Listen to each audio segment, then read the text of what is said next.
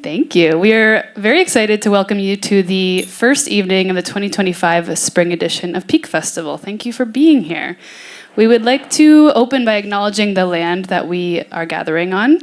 Pique takes place on the stolen land of the Algonquin and Anishinaabe people in so-called Ottawa. We acknowledge this out of respect for the First Peoples and original custodians of the land that we live and work on. As a settler-led arts organization that presents artistic programming by Indigenous artists and other artists of color, and which receives funding from the Canadian colonial government, we have a responsibility to actively and meaningfully support Indigenous communities on this land and to practice decolonization in our work. Acknowledging that Ottawa's stolen land is just the beginning and just the bare minimum, and we know that, and we strive to show up and support in various ways. We also strive to be mindful of colonialized people all around the world, from Gaza to Sudan to Congo and many other places. No one is free until everyone is free. Nationalism and neo-imperialism is on the rise around the world and increasingly showing up in the rhetoric of our elected government officials. More than ever, social and community engagement is critical. Show up to rallies for causes you believe in. Donate to mutual aid initiatives, and help spread awareness about injustice. We also wanted to thank you all for supporting artists who speak out about injustice in their own work. We're grateful to all the artists we are about to bring on for the panel discussion, Creative Resistances, for the ways that they practice resistance and solidarity through their engagement within the arts. We also encourage you to check out the art exhibitions by Aylan Abbasi, Carmina Miana, and Bucko at Pique this weekend, all of whom address oppression and inequity in their art practice. Thank you to our partners and supporters, especially our host organizations within the Arts Court. We also want to thank all of our artists, our volunteers, our staff, and our crew for their support in making this event happen. We hope that you have a wonderful evening and enjoy the programming. Thank you.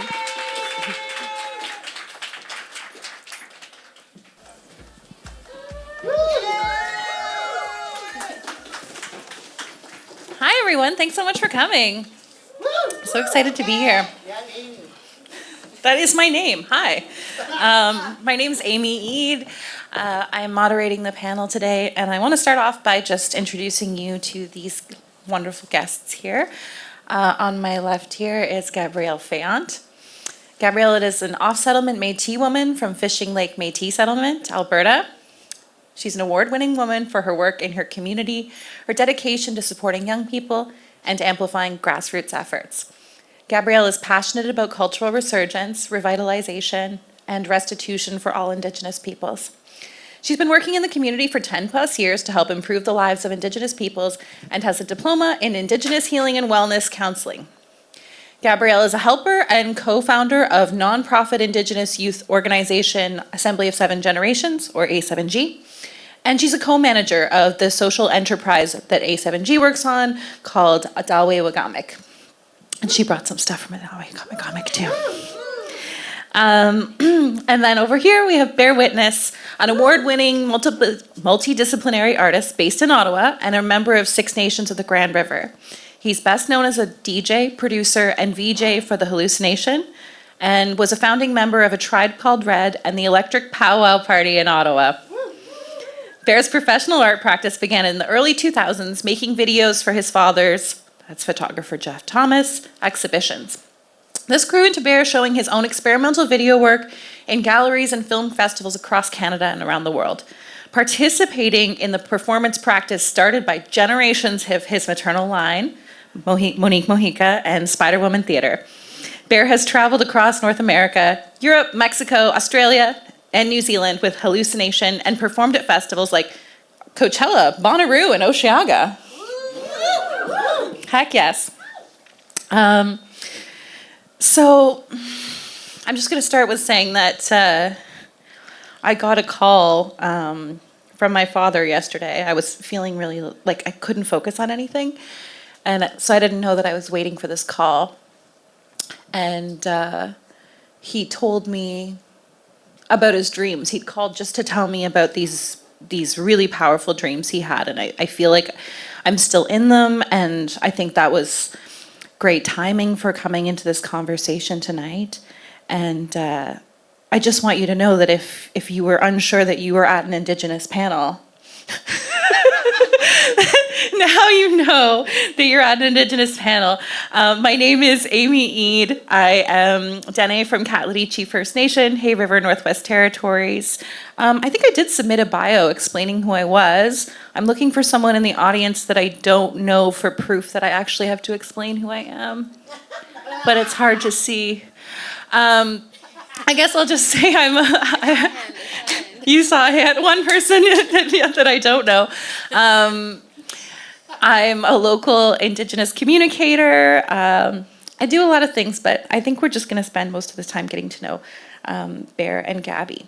So in terms of, I do want to start with relationships. That wasn't my initial plan, but I'd like to ask some questions to set the context of relationality. This is the second part of the Creative Resistances panel. There was a beautiful panel, I believe it was at the last topic, where there were Palestinian artists talking about their resistance. And there were 4 of them. It was so much to cover. And now we have some space to talk about your family's history of creativity and resistance and how it's informed your work today. So I'd love to start there. Okay, I'll start a little bit, but we could go back and forth because I feel like that's just how we do things. You know, someone will share a little story and they'll be like, oh yeah, I have a little story. But I've been thinking about this question since we were talking about this panel recently. And I think like when I think of resistance, I always think of my Nokum, Victoria Fayant. And so my full name is actually Gabrielle Victoria Fayant. And so I'm her namesake. I was the last grandchild she took care of and raised before she passed on. And so I only got to know her as a baby and as a little child. And then further on in my life, a lot of my aunties would say, oh yeah, you remind me of our kukum, our nokum, when you do this and when you do this. And a lot of it had to do with how many kind of roles I have in community.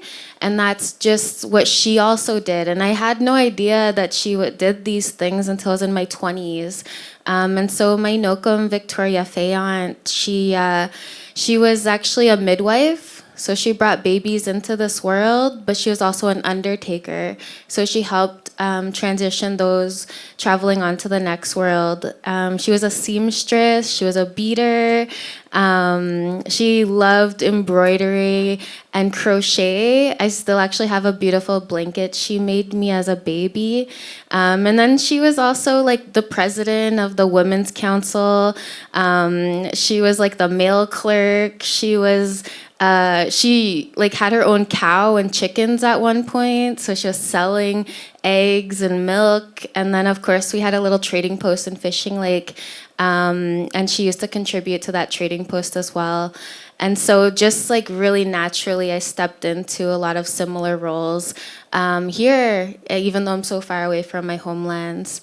So that's who I always think of. And then, of course, like all the children she raised and my cousins who contribute to like who I am today.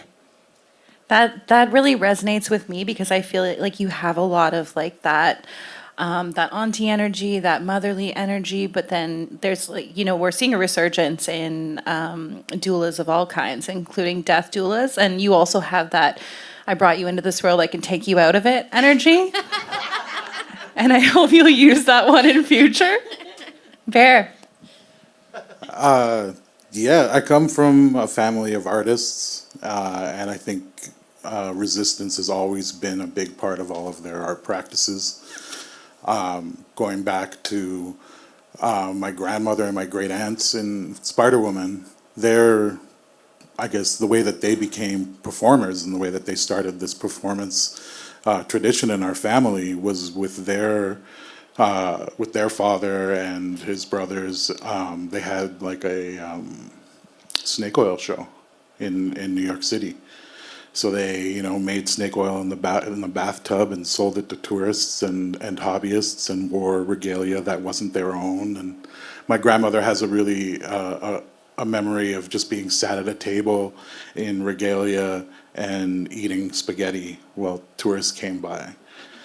Yeah, and I think those things, those experiences of the ladies, as we refer to them in our family, really set up what the rest of us have done in the next 3 and 4 generations of a family that have been creating art as a form of resistance, as a way of having a voice, I guess. But also at the same time, something my mom always taught me was that there was no difference in our culture between the political, the personal, the spiritual, the everyday, those things that we do with our gifts, like create art, that they're all part of the same life, and that we don't split those ideas up. So I think a lot of that is folded into what I do today. So your ancestors were really at the forefront of just doing things indigenously. They were indigenously eating spaghetti. Yeah. Well, I think that's another thing I think they say in my family is that, no matter what we're doing, it's a form of resistance. It's political because everything's been done to stop us from doing what we're here doing today. Absolutely, and that makes me think of. I did the tour with Shelley Nero when her show 500 Years, or the 500-Year Itch, was here at the National Gallery. And was it the 500? Yeah, that makes sense. 500-Year Itch. At the National Gallery, and she was describing how arts were such a big part of what her family did because that's how they needed to survive when times were tough. And it also makes me think, last night I saw the Rebecca Belmore's talk on the March 5th, 1819 kidnapping. And she was talking about how she actually works with her brother on her installation process. And Shelley Nero, her subjects in her photography, it's just like, we'll bring in my family. So have either of you had an opportunity to bring your family into your art or practice? I guess I've been a part of my dad's art practice for about as long as I can remember. He takes a lot of pictures of me throughout, since we were in a really bad car accident when I was very young, and as part of his rehabilitation was going on walks, and we go on these walks together, and he started bringing a camera, and then that slowly evolved into being a big part of his art practice, and me kind of figuring out what I was doing in those photographs and what I was representing grew into us collaborating more and more until when I lived out in BC for a number of years. And when I came back, I had done a lot of video in high school, and my dad was at a point where he was like, I have this residency and I have access to video equipment, and I want to make videos for my exhibitions now, and you used to do this in high school, so do it for me. And so he really is the one who pushed me into making art, and so I guess, yeah, that's been closely tied together. With my mom's been in a couple of our music videos now, so that's been fun. And then with Spider Woman, I got the chance about 17 years ago, to go to New York City and do the video portion of one of their shows. Yeah, for me, like 100% family back home, and is really like how I make sure I'm still connected to my homelands, and it's also about accountability too, right? So you have to check in with your aunties, like you have to check in with the matriarchs in your family, and you have to get their feedback. Sometimes it's not always what you want to hear, but Is it ever what you want to hear? It's what you need to hear. When it is what you want to hear, you're on the right track.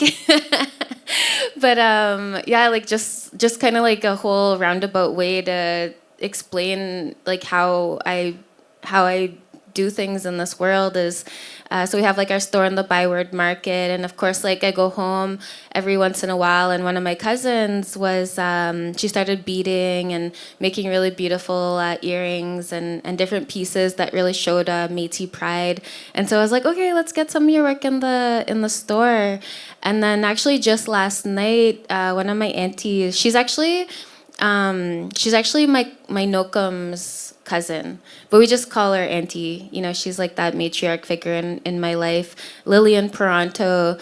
And she said, hey, my girl, I'm getting this award from Les Femmes Michif, and I want you to come to the ceremony. And I was like, I'll be there. I'm going to drop everything. And then the next thing she said is, okay, I need a guitar. And so she's like well known for her singing and like her guitar playing.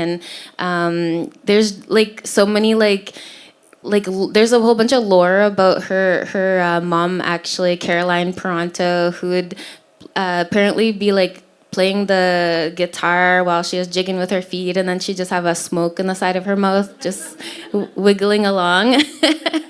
So that's kind of like how intertwined it all is. That like in art, kind of like politics is just a part of who we are. You know, like we just do things in a really beautiful way. So everything we do is artistic. And like I'll talk about some of these things I brought up as we go along, but they might not technically fit into like that artistic view of like, you know, colors and like drama and all that. But like for me, like these hides are some of the most beautiful things in the world. And so to me, it's pure art just to look at each and every one of them and smell them and touch them. And art for me is also about sound and smell and taste and touch and obviously visual as well. Well, that segued so well into my next question that it kind of answered it. But also, don't forget that you have, you know, started your own family with Josh, and you sing with Josh. So you're doing the art with your family that way too. So I'll also ask you the question, which I also know the answer to, which is, do you feel your art is political, and what does that mean to you? Yeah, I think it was another funny path where, I mean, not only did I grow up in a very artistic environment, but I grew up in a very political environment. My mom left home at 16 to join AIM and was on the AIM trail until her early 20s. So that's the kind of person who raised me, right? So I grew up going to a lot of protests and just a highly politicized environment.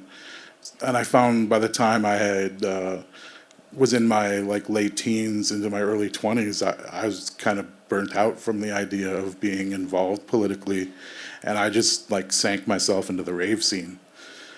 And that's what I did for years after that. That's where I started DJing and all of that. And what I found there though was this culture of people who were resisting in a totally different way, where it was like, we're just gonna go and enjoy ourselves and dance off in the woods somewhere and listen to loud music. You know, to me that was that had all the same parts, but just wasn't something that was, the energy was being directed in one place. And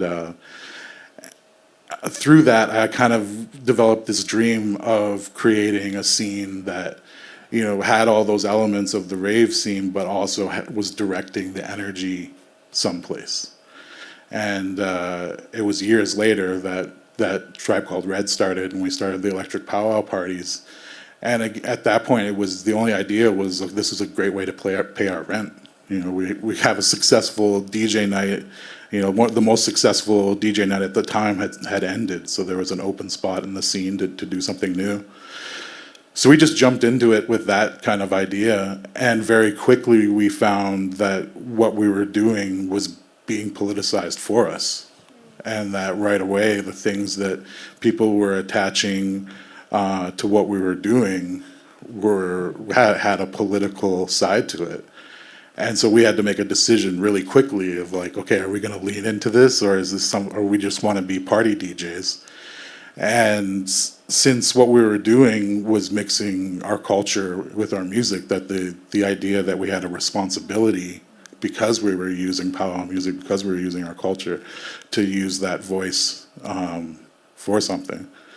So yeah, really quickly we had to decide that we that we had some kind of political message beyond just partying, and that became the way that we're able to represent ourselves and show ourselves in looking at portraiture painting and photography and film. It's always been other people who had the lens on us.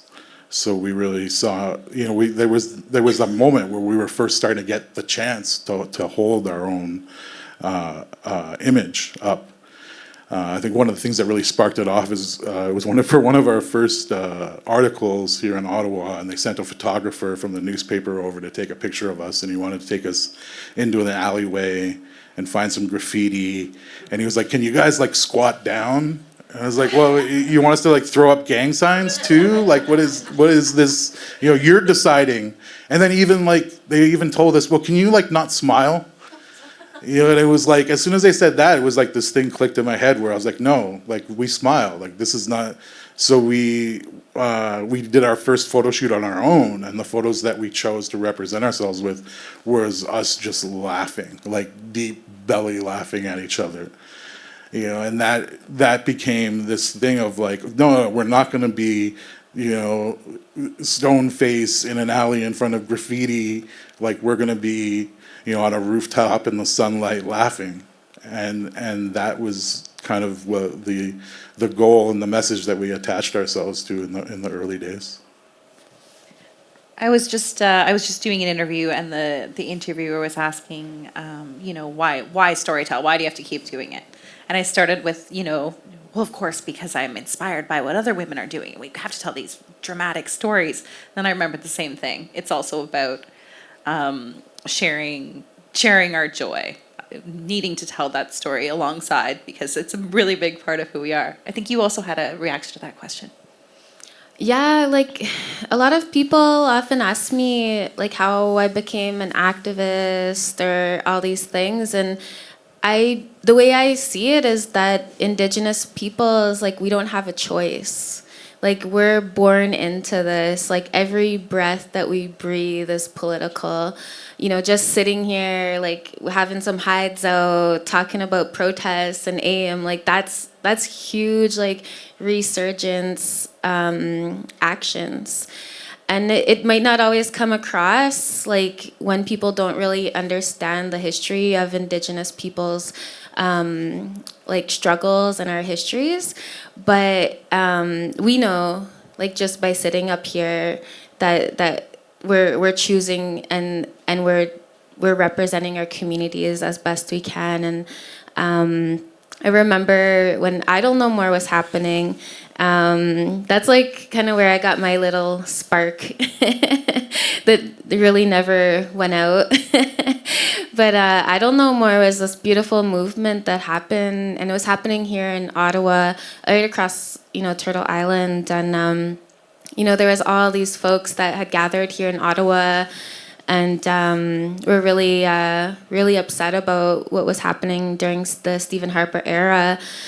And I remember that's when a few of us contacted like the Friendship Center at the time when it was on Sterling Ave. And then these guys were just, like everyone in the city knew who Tribe Called Red was. So they were like, hey, can you guys come like just, play some songs and like get the people's like vibe up and get the energy going. And they said, no problem, like, we'll be there for the people. And we had a nice little feast, and there are some good jams playing, and of course, like it doesn't solve what we're experiencing as Indigenous peoples, but every time we have those moments of joy and laughter and music and celebration, it gives us a little bit of relief. And we need those times and those moments. like, there's nothing that I love more than just like a bunch of aunties laughing as loud as they can at like something so ridiculous. Like, it gives me, that's what keeps me going. And when people are like, hey, Gabby, how do you do it? You're so busy. And I'm like, that's what I think of, just aunties laughing. This is very like my Disney version of this is like every time a native laughs, an activist gets their denim jacket. Their activist denim jacket. I need to get one. Well, no, I have one. It just doesn't have enough patches on it. So, about your store, Adawe Wagamik over there in the Byward Market. There are political items in there, so I want to ask you what they are and what it's like to sell them. So, first part of the question is what are the political things in your store, and what have you learned from working in the store about the level of support for Indigenous resistance or misconceptions? Yeah, really good questions. For whatever reason, the first thing that popped into my head was the seal skin lingerie that we had. Fantastic. Not my size, but fantastic. And like, people might not understand why that's political, but we know that, like, especially as Indigenous women, like, you know, who we are is like extremely over sexualized, and you know, it's all connected to the missing and murdered Indigenous women, girls, and 2S+ crisis.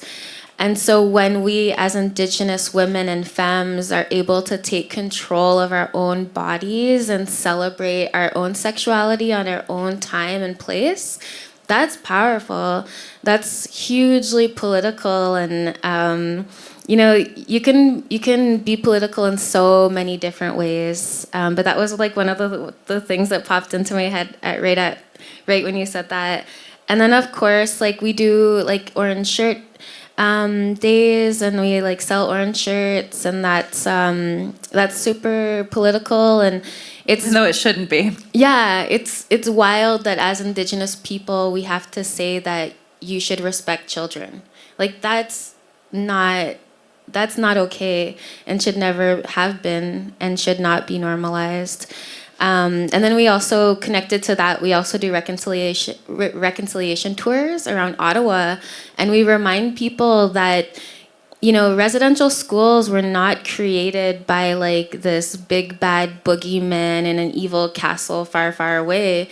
It was actually like regular people that created these horrific policies that still affect us today. And their offices are just down the road. You know, they worked in an office just like most of us in the city of Ottawa. So those are some of the political things like that fit into that political category. But I really I need to bring out some smoked hides. And so this is one of a smoked hide, a moose hide that we've been working on for a few years. And the reason why this is actually really political is because for many Indigenous people, like, hunting was outlawed for quite a few generations. So these practices were also outlawed, and like how to harvest and clean a moose. Some of those practices almost were completely stolen from us. And I actually went back home to my community and worked on hides, and someone in my community said that it was the first time we had worked on hides in this community in the last 40 years. So that's like a good 2 generations of people that had that almost completely stolen from them. And so I have so much love and respect for hide tanners. I know Joy's in the room somewhere, and it's so dark, we can't even see anyone. I can see Joy now. She's got hearts on her sweater. That was like a cool thing that happened too. Like, I was back home, and the university she was going to this, she was doing like a Cree language program, immersion program. And then I just walk out, and there's Joy just working on a hide.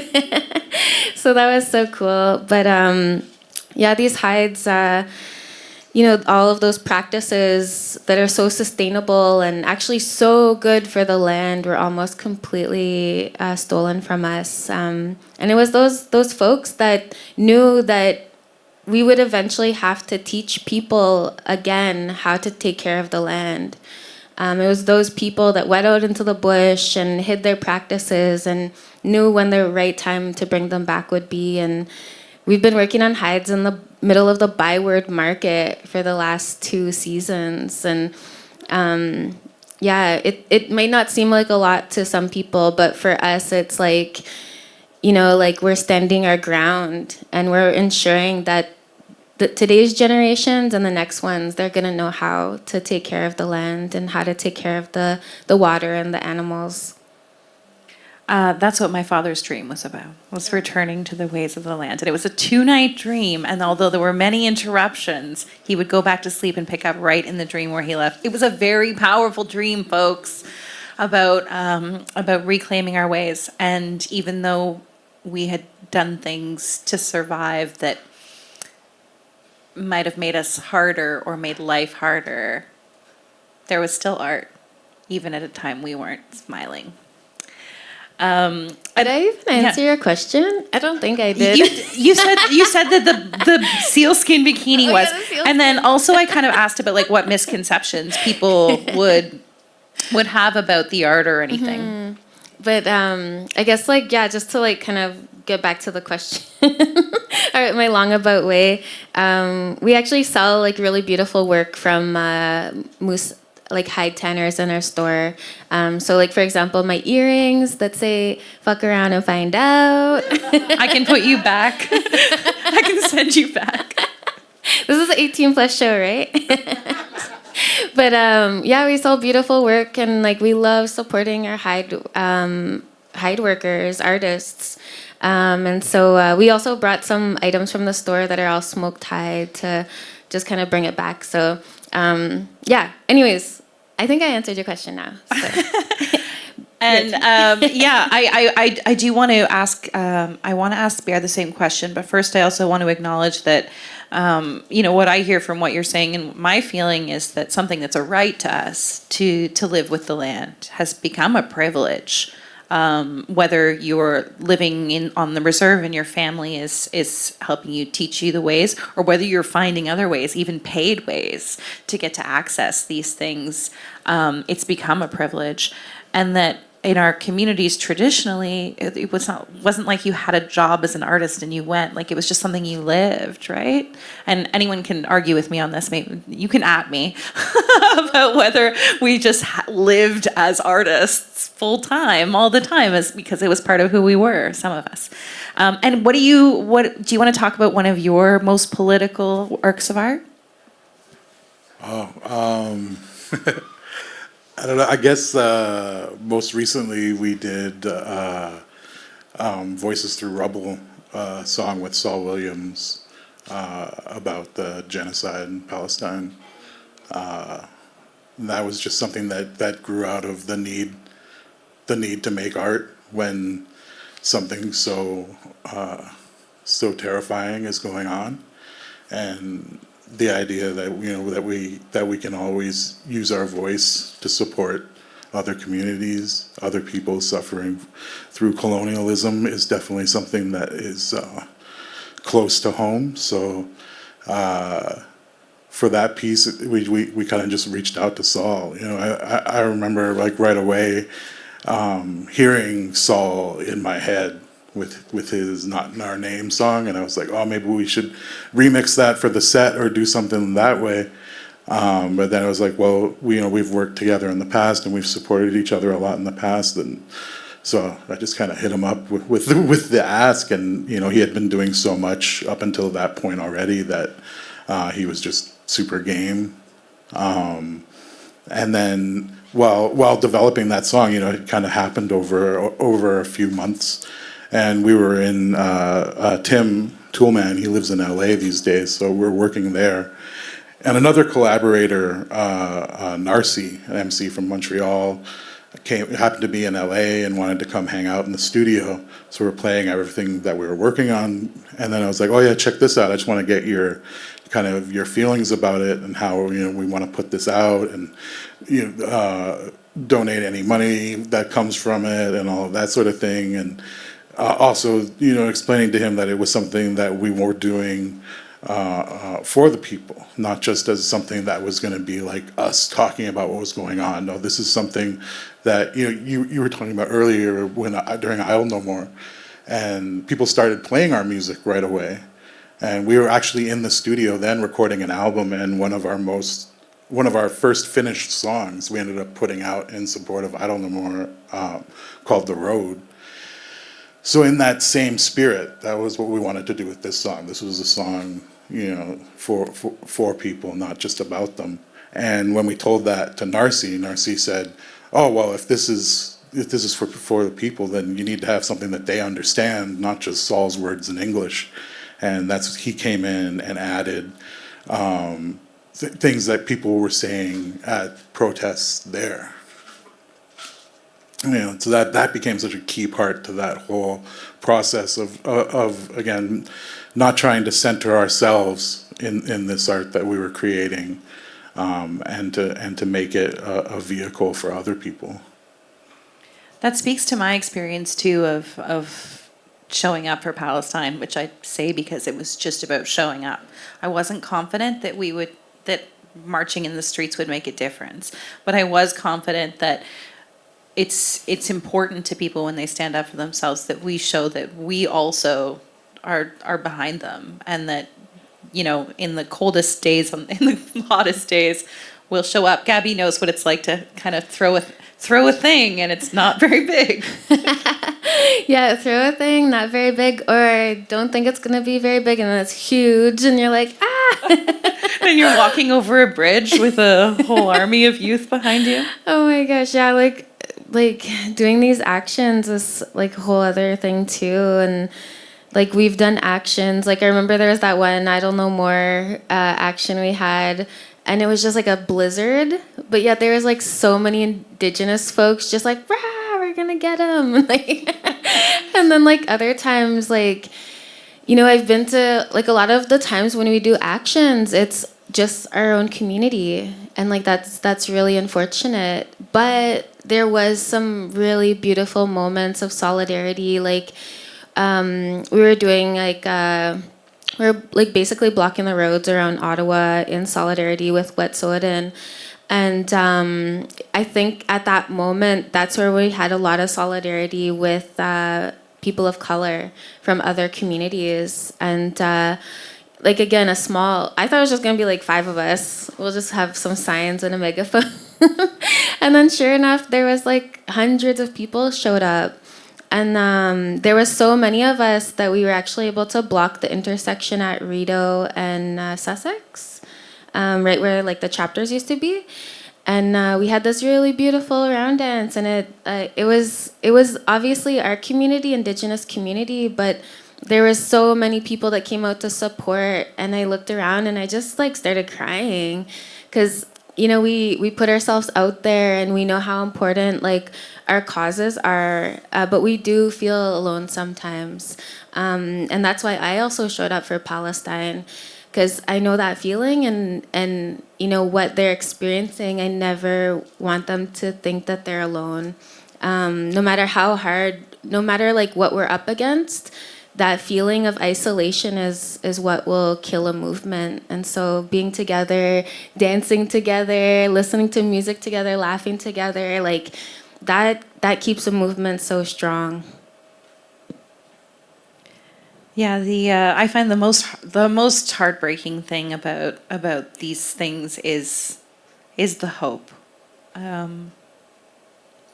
It's like it's easier to accept that things are never going to change than it is to hope that they're going to be better. And when you see people show up for you, like I see the youth from A7G show up for Ottawa's other communities, and you too, that brings me some of that hope.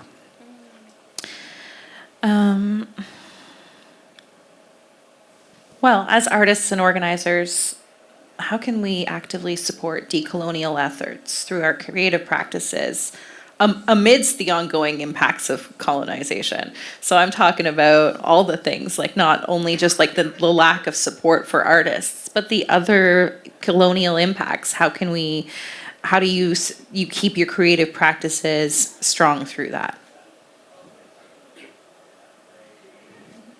I can start. Yeah, how do you keep it strong? I think, well, in what I do personally and what we do with the hallucination, I was saying before how we had to really quickly come up with what our political messaging or aims were once we got this put on ourselves. And at the time, that just taking up space in the club community in Ottawa was that, and that idea of taking up that space, being recognized, and helping develop the urban Indigenous culture that, when you're talking about, the late 2000s, early 2010s, there was so much of that happening everywhere, really. And, we always feel like we ride that wave, that we're not totally in control of what this entity is, but we kind of ride it, and it follows where our communities are at. So that was a really important thing at that time, was to have that space and create that space for people, Indigenous people, to gather in a city like Ottawa, and not feel so alone. I think that became a big part of what we were doing, but that over the years has evolved a lot. And after all the lockdowns started to end, we started touring really early on, and one show that we did in Portland that was like right after the riots that had been going on there had ended, and it was still really fresh, and the show was sold out in this huge hall, and the feeling of the energy before we went on, you could feel it in the air, you could feel the stress, and it was thick. And we got on stage, and I remember looking out in the audience at one moment and seeing somebody crying, and somebody praying, and somebody laughing, and all these people dancing. And I realized that job of creating space for Indigenous people had become a job of creating space for everybody, especially people who were activists, who were out there on the front lines, who need to be supported at some point, who need to have that release, who need to come, in whatever way that needed to happen, that we were creating that space for people, knew they could come and do that at our shows. And we really took that on as a new part of the responsibility and the job that we're here to do.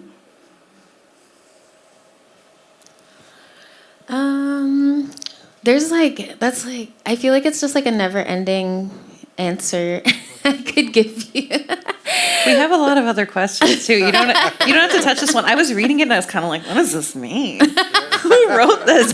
You know what? That's a good point, actually. Sometimes we talk in language that not everyone can understand. I don't understand it. So that's always like a really important one, just like simplifying language so that we can all understand it really easily. I think about that often. Way to pivot. But I think when you originally asked the question, one of the things I was thinking of is like what happens at our store a lot is people will come in and they'll think that like we sell like little knickknacks. Like they're looking for little knickknacks. And everything that we have in our store is either made by hand. It's like smoked hides, like where literally like the whole material is made by someone's hands, or it's like slow fashion, or it's made by like an Indigenous youth that is using like their last couple $100 to put out some inventory, and so the prices meet exactly what the artist should be valued. And so I think that that's an ongoing challenge for us is we have to educate everyone that walks in the store, every single person. And so if we can get to a point where we no longer have to educate people like to that extreme, then I think we'll be in a much better position to be supporting not only Indigenous artists, but all artists. And like just to give you like a quick like example, like so after like a moose or a deer is hunted, of course like we know that we use all of the animal. And so there's so much skill and time that goes into just even taking the hide off of the animal and then butchering it. And then from there, you have like the hide.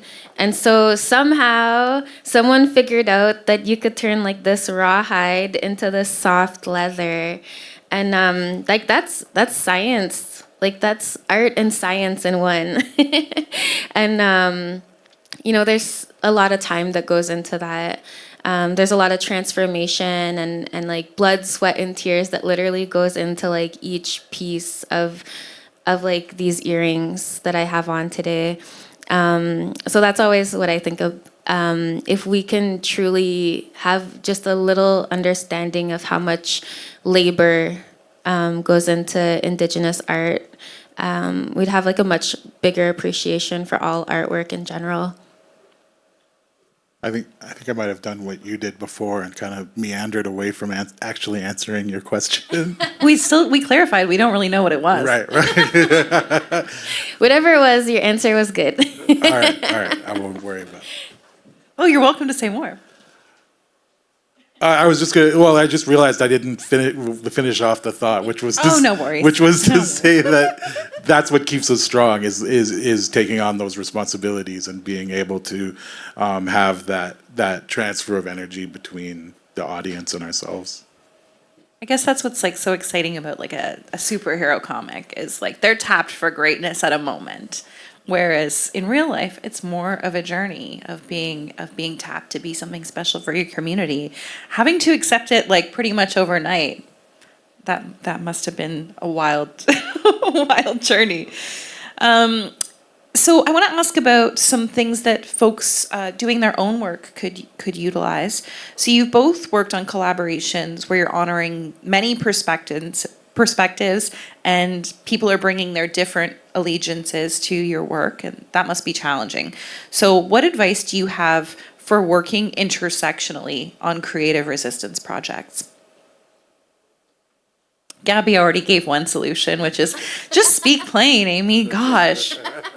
Actually, I think it was FOC, but 18 plus. Yeah, the same sort of feeling though. Like it's like listening is, you know, when we get into the studio with somebody who, especially when it's somebody who has like a really like a vision that's there, it's just, you know, it's listening and following, being able to not have to be pushing the idea all the time. I think that's the most important thing with collaborating with people. I mean, even Tim Toolman and myself, like our collaboration was very organic, finding how we could work together and how the push and pull of our relationship would work. When he first joined the group, we had him come here to Ottawa, and at that time we would just we'd rent an Airbnb. We call it the Walter White form of production, where we'd just rent this Airbnb and throw a studio in there and then stay there for a week and hope we didn't get any noise complaints. So Tim came to do that, and I ended up staying at the Airbnb with him. And on the second day, I woke up in the morning and I was just watching TV or whatever, and Tim came in and he was like, "Oh, can I take over the room? I have this idea I was just dreaming of." Speaking back to dreaming. And it was like in that moment I was like, oh, like Tim is this kind of an artist. Like he gets, you know, he's getting his ideas and his inspirations from other places, and has that excitement to put those ideas into action before they slip. And like I understand that. So he started making this song, and he's working on this song for a while. And right away I could hear a sample that I wanted on top of it, which was Wednesday Addams from the Addams Family 2 and her whole speech there. And that became our song, Burn Your Village to the Ground.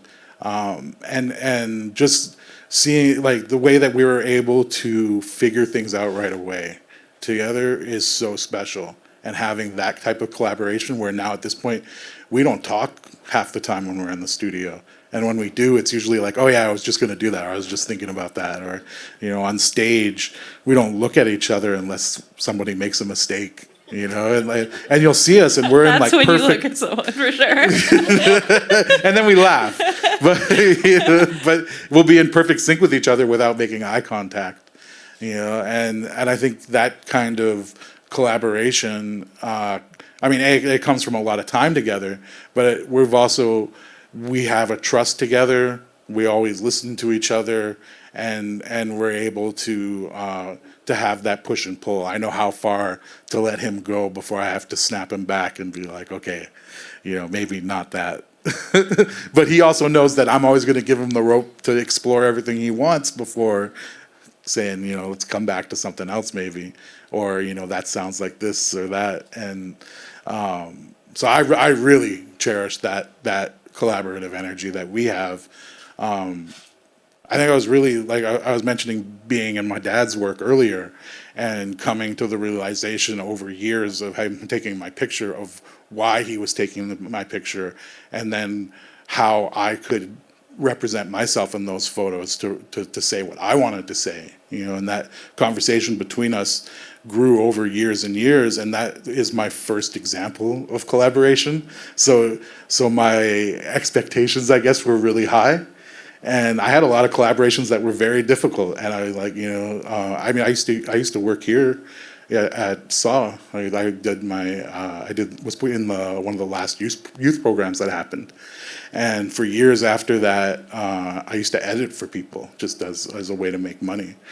And I think back at some of those times when I was working with people and how rigid I could be with things, and getting in arguments with people I was working for and stuff. And amazingly, these people would come back to me time and again to still work with me. So I guess they appreciated the passion. But so you're talking about like bringing that flexibility and really giving the space to get to know each other and how each other work. Because when you're working intersectionally, like the scary thing for me, and I think a lot of people are scared by it, but it's a lovely challenge, is not knowing what you don't know. And that could apply to like a number of things, whether it's, beyond having a First Nations background, like neurodivergent people. Gabby has mentioned maybe I am. Do you have more to say about working intersectionally in collaborations? Yeah, I think realistically, not all collaborations are always gonna work out. I think just coming to that realization is really important. As long as you're doing stepping into your integrity and what matters to you, and staying on that path, you're gonna upset people. You're not gonna live up to everyone's expectations, and that's something I struggled with for a long time. I feel like I'm a recovering people pleaser. And so it's a hard thing to recover from. That's so wise for me to ask a question, but how do you make it work and be accept that it might not? Yeah. And it's okay, and and at the same time, we're gonna make mistakes. And so I think being open to listening to feedback is really important. And, even if you did unintentionally harm someone in your process, when they come to you and tell you hey, you did this and it really made me feel this way, I think it's important that you apologize, and being honest about that. And I think that as Indigenous peoples, we value that because we know how hard it is to even get an apology. Every time. Is this the first time you've said that? That's a really good line. But literally the government has done so many horrific things to our people. And every time to get just a little apology out of them, we gotta take them to a court case, civil lawsuit, Supreme Court of Justice, and then on top of it, they're still fighting us. And so I think a lot of us have that understanding that if I fucked up, I'm sorry. Let's work through this, because we know what it's like to never have that acknowledgement.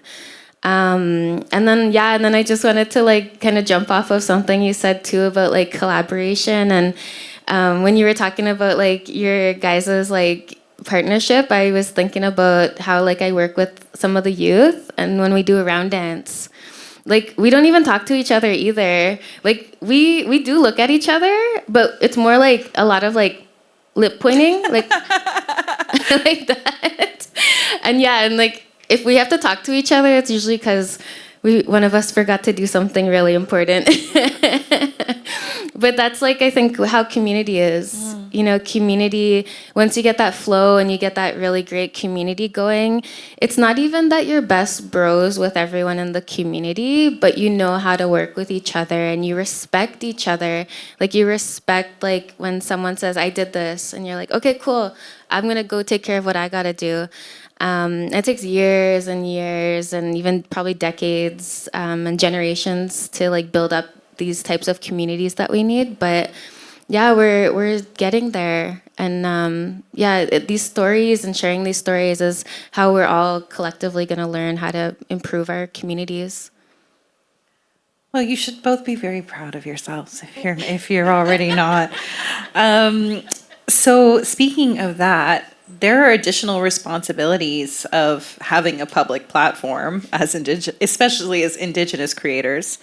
So do you have some thoughts to share about what those responsibilities are, and how do you support your values and live up to these expectations while protecting your love and energy? And do you even need to live up to these expectations?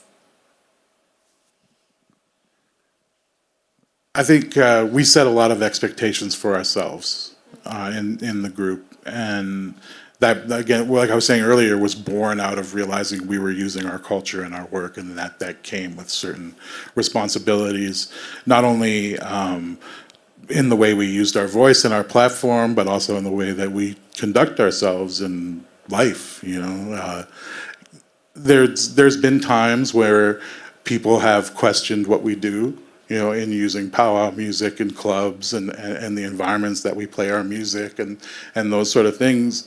And generally it's always been followed up with like, but I understand what you're trying to accomplish, and I watch, you know, our youth and those kinds of things, and okay, so I might not be comfortable with it, but I get it. But when those kind of questions come up, it's something that we have to be responsible to, that we meet head on and accept, and like exactly like you were saying, that, you know, when those concerns come from our community, that we don't just move past them, we don't just, you know, hope it goes away or something, that we engage with people who are questioning us and with the things that concern people. And I did want to bring this up earlier, but there is this piece with what you've done, which is like a coolness factor that did push Indigenous visibility and embracing Indigenous culture further. You know, people bringing this into such a positive place and making it more mainstream.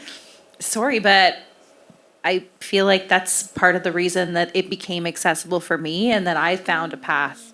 That and the incredible support of Indigenous women all around me who really showed me the way forward. But, you know, when I was a kid, I didn't see a lot of Indigenous art. I saw Northwest Coast art and that's it.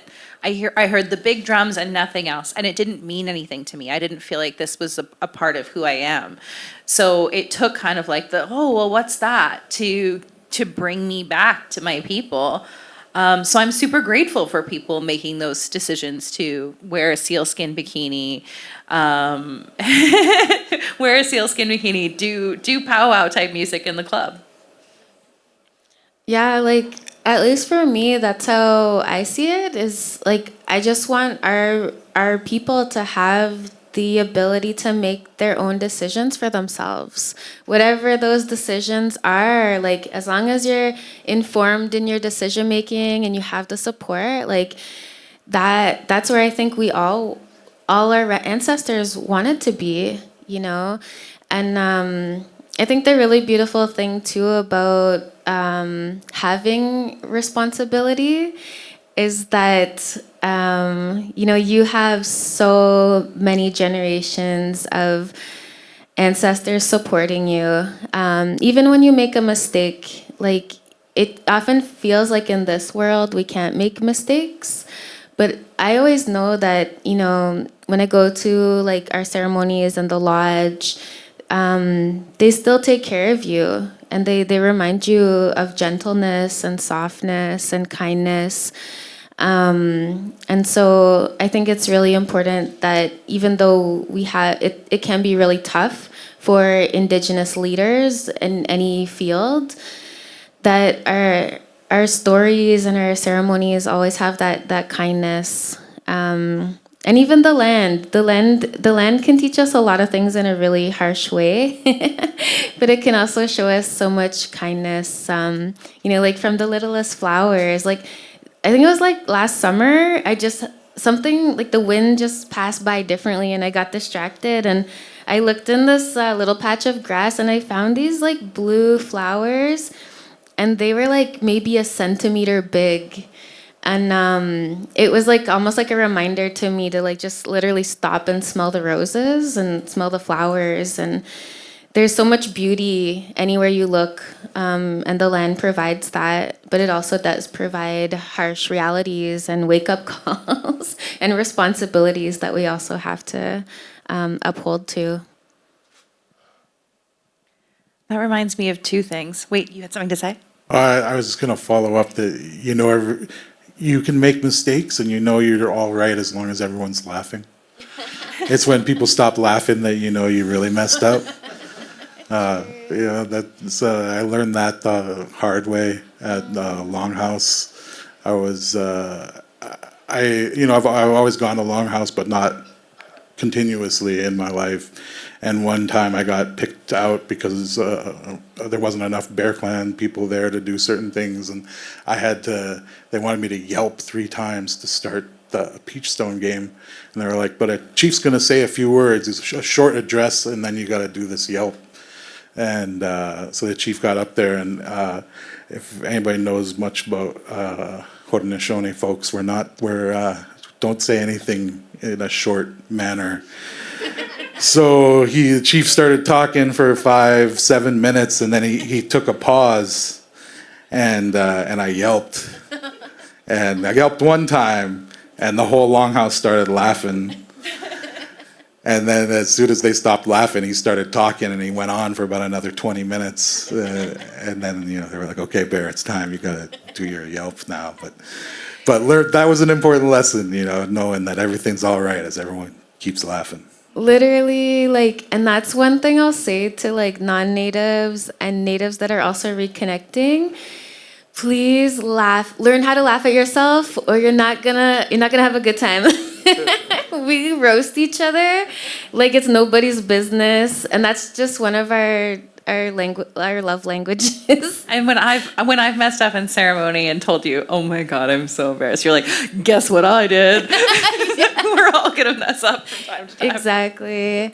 Yeah, and sometimes that happens. We'll have people that will come into our circles, and we roast each other, and we laugh, and we'll also tone it down if we know someone might be a little bit more sensitive. And we've had people that would just leave, they didn't have that humility yet. And so, yeah, just a word of caution, if you're coming out to eat with us, coming to the powwow, whatever it is, just laugh at yourself. It's the best skill you'll ever have in life. Do one thing one time, you're going to hear about it forever. Okay, so just choosing what I can do at the end here. I think I have time for 2. What are some works or interventions or resistance that inspired you in your youth, and what's a top resistance work that inspires you today? From any culture. Yeah, I am honestly so inspired by all the multiple movements that have been led by Black folks. I don't think we acknowledge how much, even within Indigenous movements, actually come from Black freedom movements. For example, white passing. That's not an Indigenous term. Indigenous folks, we didn't create that. It was actually Black folks that were trying to describe what it looked like for Black folks that were actively trying to pass as white people. And then Indigenous folks, we kind of adopted it in a different way. I think I've heard a lot of Indigenous folks use it as a way to describe like actually a white passing person or a white looking person as opposed to white passing. So anyways, I'm always like trying to like ensure that we give credit back to where credit's due. I really try my best to like work with like Black educators and like even today, like I had a really awesome lunch with this beautiful Black woman who knows so much about harm reduction that like even harm reduction is like a word of the past, and like a lot of us are just trying to catch up to it. But like harm prevention and I learned it from her as a Black woman, and so I just like have so much. I always try my best to be in solidarity with even like the Palestinian movement and resistance fighters. Like I always try my best to understand how we can even improve our movements as Indigenous peoples, and also not take like we have to, whenever we're adopting something and it's working for us, we have to learn how to give back as well. Even as Indigenous people, we have to have that humility.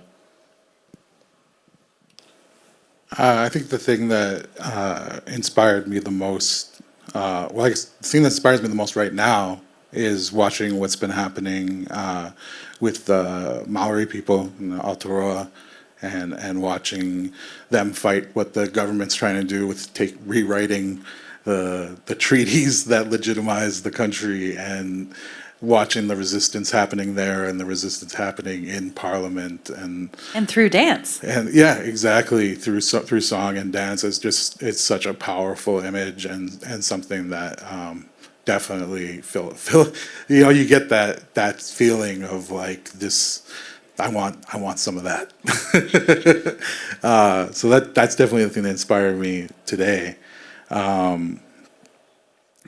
In inspiring me growing up, there's a long-standing tradition, history in my family with taking in other Indigenous people in need. And it started with my family in Brooklyn, taking in a Hopi family that had been marooned in New York, and they became the neighbors and became really close friends of the family for generations after that. In my house, it was in the early 80s, mid 80s, when people were escaping from Chile. It was like a second wave of people, and my living room became the place where people first landed because of a roommate of ours. And through that, my mom and knowing all these Chileans, one thing that I learned was how the folk music scene there was a huge part of the resistance movement, to the point where I knew multiple people who had been kidnapped and held and tortured just as being musicians who sang political songs. And that idea of that power through music is something that stuck with me and helped me form the ideas and the concepts that led to what we do. Yeah, the government really reinforces how powerful art is when they come after artists so hard and have the FBI following them around for singing a song. You know who we should also give a shout out to is drag queens. Drag queens, yes. Yes, very inspirational. Doing everything we talked about, just like in one, through art, through aesthetics and makeup and fashion and music and dance. And yeah, so I definitely also take a lot of inspiration from drag queens too. And that incredible community. When I think I'm radical, and then it's like, we need someone to take someone into their home, and I'm like, well, I only have bedrooms, so I'm out. It's like, Bear had a lot more people. It's like staying in the living room. Okay, so last question. I promise to save this one till the end. So what can groups do? Like we talked about intersectional collaborations, and a lot of people want to invite Indigenous people into their spaces and collaborate with Indigenous people. What can others do to avoid bringing fraudulent Indigenous people into space that we're trying to decolonize?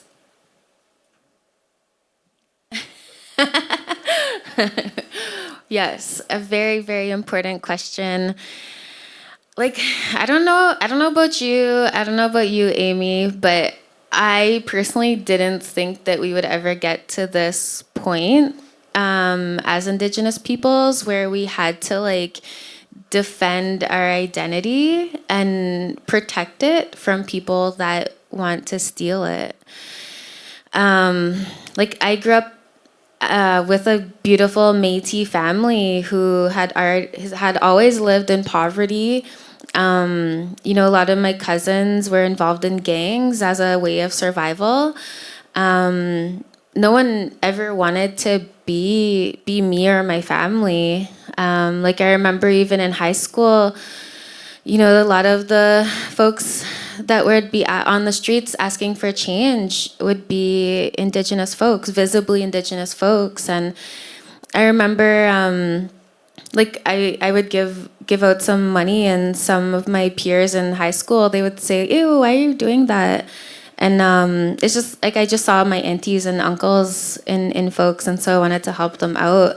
But even at that point in high school, like people didn't even know who we are. They didn't know what we look like. They definitely did not want to be us. And so it's really still like mind-boggling in a lot of ways. But we have this really, I would call it a crisis almost. Like here in Ottawa, I can't go to an Indigenous event without people fraudulently claiming to be Indigenous there and taking up space, money, grants. Even just last night, I was at a drum making workshop, and there was fraudulent people claiming to be Indigenous taking up spaces where Indigenous people were actually waiting on a wait list to make drums. So it's become extremely, extremely like frustrating and mind-boggling and confusing. But I think like for non-Indigenous folks, like listening to us first and foremost, like we've mentioned already, like right now. Yeah. Listening, like understanding that this is a real concern. It's not just like a funny uncle trying to go to a powwow in some weird looking regalia. It's actually people collectively getting together and pretending to be Indigenous to gain land and like loads of money. I'm not talking about like a $500 grant here and there, like millions of dollars, and it leads to our erasure.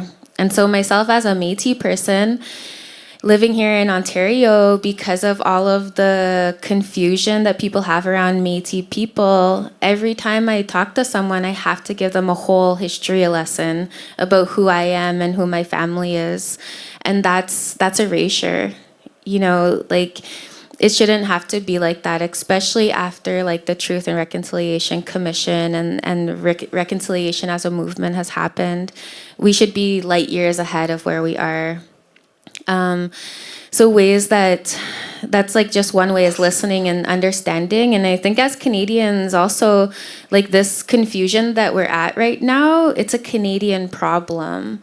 And it's because a lot of Canadians don't actually understand their own history and understand how Indigenous peoples, there wouldn't be a Canada without Indigenous people. And I think that's hard for a lot of Canadians to accept. But when you accept that, that's also your responsibility to really learn our histories and make real connections with nations and understand what that means as well. I find like a lot of people will speak, or like an institution will want a token Indigenous person to like, just check mark everything that's happening in their organization so they can continue what they're doing to keep status quo going. And I think being aware of tokenization in your organizations is really, really important as well to address some of these issues. Yeah, totally agree with you. It's not something that I ever saw coming before it happened, and we found ourselves in the middle of this because, yeah, growing up, nobody wanted to be us. And that's put us in a position where I feel that, we're incredibly unprepared on how to deal with this problem that we have all of a sudden.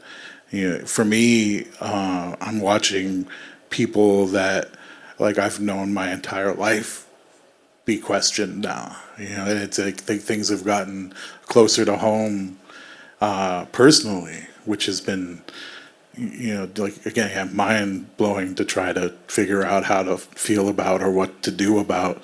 Even in professionally, I mean, we've worked with some of the most notorious pretendians, as we know now, and trying to figure out what we do with that. It's like, okay, we're gonna, take our songs with Buffy down from our platforms and not play them anymore, or I've wanted to put out a re-edit of our "We Are the Hallucination" album and take Joseph Boyden off of the interludes that he's on, and it's like you go into things with the best intentions with people, and then you find yourself in this position, and I'm not sure what to do about it, and I think I'm still really developing my feelings and as a whole, around it as I see things move closer and closer to home and that. But I think you were saying the right things around being careful about who we center, and that looking at people, I think, who have those lived experiences and have that that connection to community and culture is probably the best or only way to ensure that we're dealing with legitimate people. But at the same time, it's not like you want to push people out who are reconnecting, who have been separated from community and family as well. And I think there's space for everybody, but I think it's just around who we center and who we give those voices to. Yeah, and I think just another point on that one. It's also about who claims you. I think that part has been completely forgotten in how we identify, and every community is gonna claim people differently too. So it's not so much about the status card or a Métis organization card, but it's what piece of land and what relationship do people have with the families and the land itself. I think is really taken away from the whole conversation. And so I'll proudly come up here and say I'm from Fishing Lake Métis settlement. It's just a small Métis community, and this is all my relations. And a lot of Métis, we've had to do that now. And so we'll say oh yeah, this was my chop-on, this was my other chop-on. And chop-on is great grandparents. And we'll go into our whole history about where our whole family went. And I know that's the challenging part for folks that are reconnecting. But that's a part, that's work that we all have to do. At one point in my life, I would have been considered a reconnecting person too, right? And I had to do that work. I had to go back to my community. And like I said at the beginning, I have to go back to my aunties and get their feedback, even though it's scary. I had to do that work. And I also had to give back to my community as well, so that they could claim me. That who claims you is that's it. That's exactly it. I remember when I was really young, running around the Native Center in Toronto, probably 6 or 7, and this elder, she stopped me running around, and she says, "Where are you from?" And being just a bratty kid, I was like, "Oh, I was born in Buffalo." And she was like, "No, that's not the question." She's like, "Where are you from?" I'm like, "Oh, my family's from Six Nations." She's like, "Right, and now I'm going to ask you who your family is." And that was, I don't think she had any other reason other than to teach me that lesson.